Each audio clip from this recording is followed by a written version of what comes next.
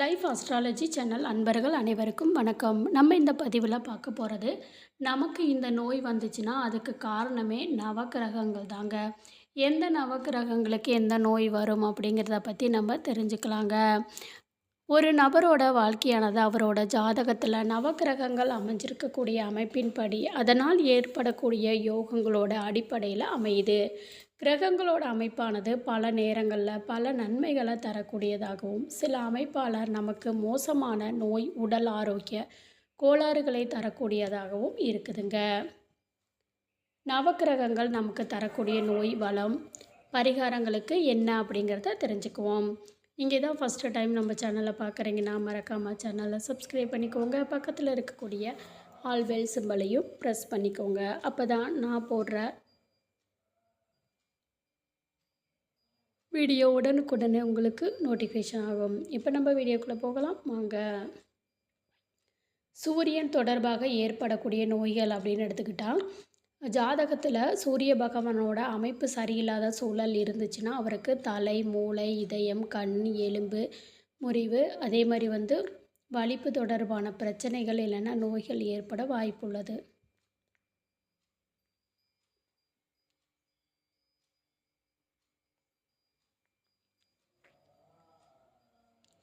ஜாதகத்தில் சூரிய பகவான் வலுப்பெற தினமுமே சூரிய வழிபாடு செய்வதும் நீர் வார்த்து அர்ச்சனை செய்வதும் நன்மை தருங்க. அதே மாதிரி சந்திரன் தொடர்பான ஏற்படக்கூடிய நோய்கள் அப்படின்னா, ஜோதிடத்தில் மனோகாரகன் அப்படின்னு அழைக்கக்கூடிய சந்திர பகவான் சாதகமற்ற நிலையில் இருந்தாருன்னா அவருக்கு மனநோய், சரியாக தூக்கமின்மை, அடிக்கடி தூக்கத்திலிருந்து எழுந்திருத்தல், தேவையற்ற பயம், வெறி போன்ற பிரச்சனைகள் ஏற்படுங்க. பரிகாரம்னு எடுத்துக்கிட்டால், ஜாதகத்தில் சந்திரனை வழிபடுத்த திங்கட்கிழமையில் சிவபெருமான் வழிபாடு செய்வதும், வெள்ளை நிற பொருட்களான பால், தயிர் சாதம், வெள்ளி, முத்து பொருட்களை திங்கட்கிழமையில் தானம் செய்யலாங்க. இதுவே செவ்வாய் தொடர்பான நோய்கள் அப்படின்னு எடுத்துக்கிட்டால், அங்காரகன் அப்படின்னு அழைக்கக்கூடிய செவ்வாய் பகவான் ஜாதகத்தில் சாதகமற்ற சூழ்நிலையில் இருந்தாருன்னா அவருக்கு தோல் சார்ந்த வியாதி, பித்த கோளாறு, அப்பண்டிஸ் போன்ற நோய்கள் ஏற்பட வாய்ப்பு இருக்குது. தைரியம் இல்லாத நபராக இருப்பார். அதிக கோபம் கொண்டவராக இருப்பார். இதனால் மன அழுத்தம், இரத்த கொதிப்பு ஏற்பட வாய்ப்பு இருக்குது. இரத்தம் தொடர்பான பிரச்சனைக்கு செவ்வாய் காரணமாக அமைகிறாருங்க. பரிகாரம் அப்படின்னு எடுத்துக்கிட்டால், செவ்வாய்க்கிழமையில் முருகப்பெருமான் வழிபாடு செய்வதும் பருப்பு தானம் செய்வதும் நல்லதுங்க. அதே மாதிரி புதன் தொடர்பாக ஏற்படக்கூடிய நோய்கள் அப்படின்னு எடுத்துக்கிட்டிங்கன்னா, ஜாதகத்தில் புதன் பகவான் சாதகமற்ற சூழ்நிலையில் இருந்தாருன்னா அவருக்கு வாதம், பித்தம், கபம் தொடர்பான பிரச்சனைகளும், தொண்டை, மூக்கு தொடர்பான நோய்களும் ஏற்படும். புத்தி கூர்மையற்றவராக இருப்பார். இதுக்கு பரிகாரம் அப்படின்னா, புதன்கிழமைகளில் விநாயகர் பெருமானை வழிபாடு செய்வதும், பசுக்களுக்கு புல் கொடுத்து வழிபாடு செய்வது நல்லதுங்க. அடுத்து பார்த்திங்கன்னா, குரு பகவான் தொடர்பாக ஏற்படக்கூடிய நோய்கள்ங்க. முழு சுபர் அப்படின்னு அழைக்கப்படக்கூடிய குரு பகவான் ஜாதகத்தில் சாதகமற்ற சூழ்நிலையில் இருந்தார்னா அவருக்கு மூட்டு வலி, முதுகு வலி, மலச்சிக்கல், உடல் வீக்கம் போன்ற உடல்நல பிரச்சனைகள் சந்திக்க நேரிடும். தீயோர் நட்பு கிடைக்கும். போதைப் பொருள் பழக்கம் ஏற்படும்.